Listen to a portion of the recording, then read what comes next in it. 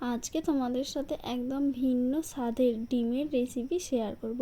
চলো ভিডিওটা শুরু করা যাক। হ্যালো এভরিওয়ান, সবাই কেমন আছো? আশা করি সবাই খুব ভালো আছো। আমি তুহিন কণা, welcome back to my channel Tuhin কণা লাইফস্টাইল। তো এই রেসিপিটার জন্য কি কি উপকরণ লাগবে চলো তোমাদের সাথে শেয়ার করে নিই। তো প্রথমেই লাগবে ডিম। এখানে যতগুলো পরিমাণ ডিম তোমাদের প্রয়োজন ততগুলোই নেবে। আমি এখানে 5টার মতো ডিম নিয়েছি। এখানে পেঁয়াজ বাটা আছে, টমেটো পিউরি, রসুন বাটা আর আদা বাটা আছে। তো এগুলো লাগবে। আর এর সাথে লাগবে আলু, কিছুটা পরিমাণ আলু এইরকম ডুমো সাইজের কেটে এগুলো আমি সিদ্ধ করে নিয়েছি। এরপর কড়াইতে দেখো তেল গরম করতে দিয়ে দিয়েছি। তেলটা গরম হয়ে গেলে ডিমগুলো আমি ভেজে নেব। সব ডিমগুলো আমি কড়াইয়ের মধ্যে ঢেলে দিলাম। এবার ডিমগুলোকে নেড়ে নেড়ে আমি ডিমের ভুজিয়া বানাবো। আর এই ডিমের ওপর থেকে অল্প করে আমি নুন একটু দিয়ে দিলাম।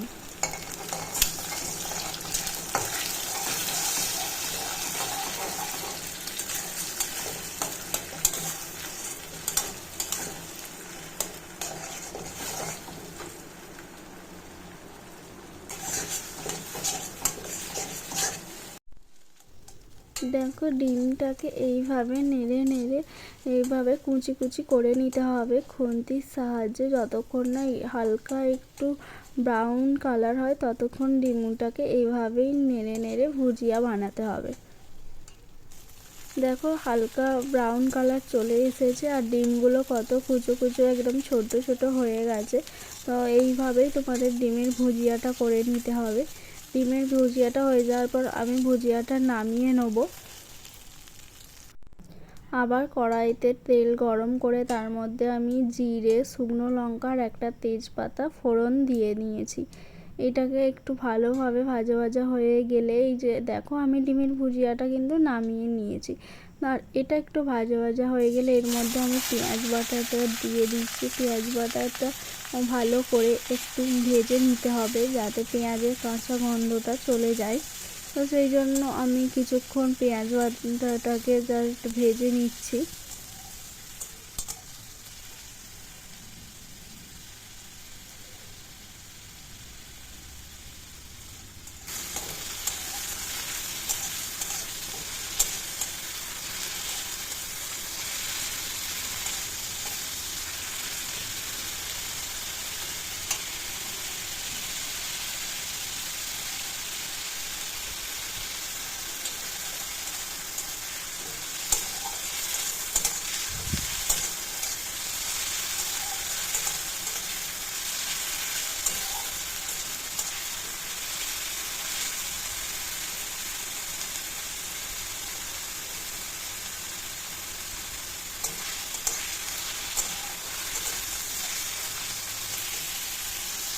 পেঁয়াজটা দেখো এবার আমার ভাজা ভাজা প্রায় হয়েই এসেছে। তো এরপর আমি পেঁয়াজ এই ভাজা হয়ে গেছে।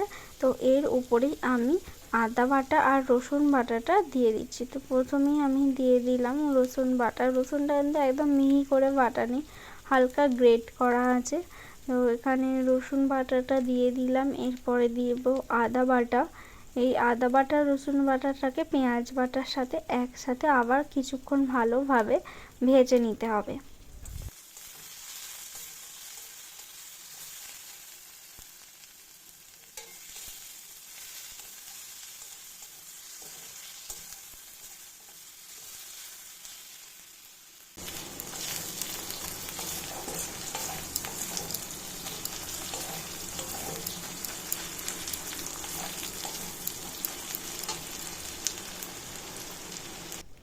দেখো আমার এগুলো ভালো করে ভাজা ভাজা হয়ে গেছে। এরপর আমি টমেটো পিউরিটা দিয়ে দিলাম।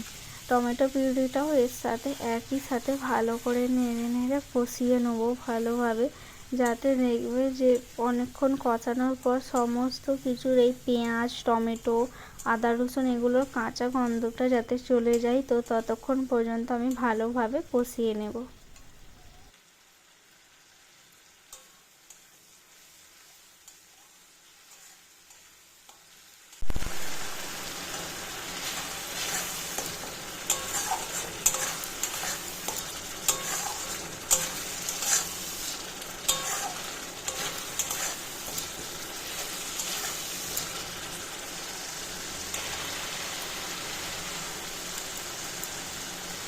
এরপরে দেখো অনেকক্ষণ কষানোর পর আমি একে একে মশলাগুলো দিয়ে দিয়েছি। হলুদ গুঁড়ো, শুকনো লঙ্কার গুঁড়ো, লবণ, ওখানে দিয়েছি গরম মশলা গুঁড়ো, তারপরে একটু মিট মশলাও দিয়েছি। এবার সমস্ত মশলাগুলো ভালো করে কষাতে হবে, যতক্ষণ না এই মশলার গা থেকে তেল ছাড়ে ততক্ষণ পর্যন্ত কষিয়ে যেতে হবে। যত কষাবে দেখবে কালারটা এমনিই লাল বেরিয়ে আসে। তো ভালোভাবে কষাতে হবে। আর যত বেশি ভালো করে মশলা কষাবে তত তোমার খাবারের টেস্টটাও বাড়ে এবং মশলা তত সুস্বাদু হয় রান্নাটা। তো আমি ভালো করে অনেকক্ষণ থেকেই মশলাটা কষিয়ে নেব।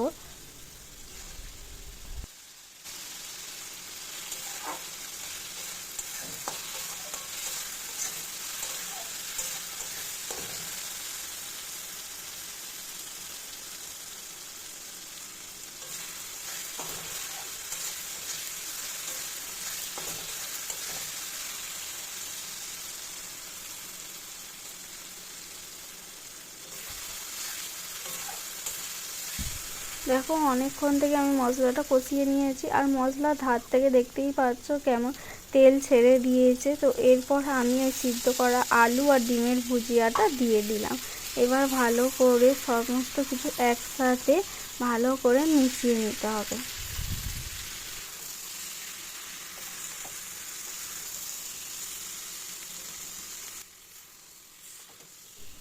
দেখো আমি কিন্তু সমস্ত কিছু খুব ভালোভাবে মিশিয়ে নিচ্ছি।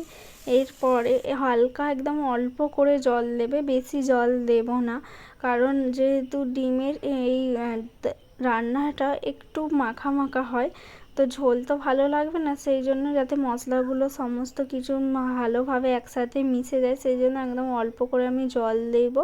একদম অল্প সামান্য জল দিয়ে ভালো করে নেড়ে নিয়েছি। আর একদম গ্যাসের ফ্লেমটা লো করে দেবে, একদম ভিট করে এই রান্নাটা হবে।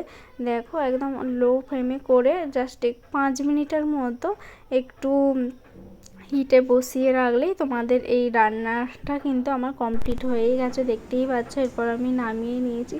তো দেখো এই রকম মাখা মাখা টাইপের রান্নাটা হবে, আর খেতে কিন্তু খুবই সুন্দর। চাইলে তোমরা এর উপর থেকে একটু ধনেপাতা কুচি গার্নিশ করতেই পারো। তো যারা যারা এই রেসিপিটা ট্রাই করবে অবশ্যই কমেন্ট করে জানিও। আর আজকের এই ভিডিওটা তোমাদের কেমন লাগলো সেটা অবশ্যই কমেন্টে জানিও। যারা আমার চ্যানেলে নতুন অবশ্যই চ্যানেলটি like, comment, share and subscribe করতে ভুলো না। বাই।